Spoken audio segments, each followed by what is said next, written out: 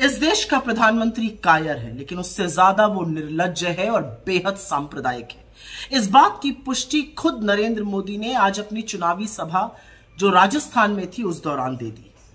नरेंद्र मोदी जी, जिस दिन से चुनाव शुरू हुआ है आपको सिर्फ हिंदू, मुसलमान, मुस्लिम लीग, मुगल रूल, मीट, मुर्गा, मछली यही सब दिख रहा है। और हमने भी ठान ली है कि चुनाव तो इस बार बेरोजगारी, महंगाई, किसानों के हक, श्रमिकों के लिए न्याय, औरतों की सुरक्षा, हाशिए पर लोगों के हक का जो हनन हो रहा है उसी पर होगा और हम उसी पर टिके हुए हैं। लेकिन आप एक भी मुद्दे की बात नहीं करना चाहते आज। लेकिन आपने जो कहा है ना, आपने मर्यादा की वो सीमा लांघी है जो पाप है। मंगलसूत्र पे आपने बोला है, आपकी हिम्मत कैसे हुई मंगलसूत्र पर बोलने की? आपने कहा कि कांग्रेस के मैनिफेस्टो में लिखा है कि आपका मंगलसूत्र भी वो लोगों में बांट देंगे। कांग्रेस के मैनिफेस्टो में मैं चुनौती से आपसे कहती हूं, ऐसी कहां पर कौन सा मैनिफेस्टो आप पढ़ रहे हैं जिसमें ऐसी बात लिखी है? कहां लिखा है कि हम लोगों की संपत्ति लेकर बांट देंगे? किस तरह की बौखलाहट है ये कि आप निरंतर झूठ बोल रहे हैं। एक संप्रदाय को लेकर झूठ बोलते हैं, हमारे मैनिफेस्टो को लेकर झूठ बोलते हैं। अब इतने बेतुके झूठ बोलने लगे हैं कि लोगों को आपके मानसिक संतुलन पर सवाल उठाना पड़ रहा है। असलियत यह है कि आपको मंगलसूत्र का नाम नहीं लेना चाहिए था, क्योंकि एक औरत जब मंगलसूत्र पहनती है ना तो वो जन्म जन्मांतर के लिए दाम्पत्य के उस सूत्र में बंध जाती है जिसका सबसे पवित्र, सबसे पावन प्रतीक मंगलसूत्र होता है। इस देश के करोड़ों लोग पूरी निष्ठा से, पूरी ईमानदारी से दाम्पत्य के सूत्र को, दाम्पत्य के संबंध को निभाते हैं। आपको मंगलसूत्र पर इतनी घटिया गंदी टिप्पणी नहीं करनी चाहिए थी कि हम औरतों का मंगलसूत्र लेकर लोगों में बांट देंगे।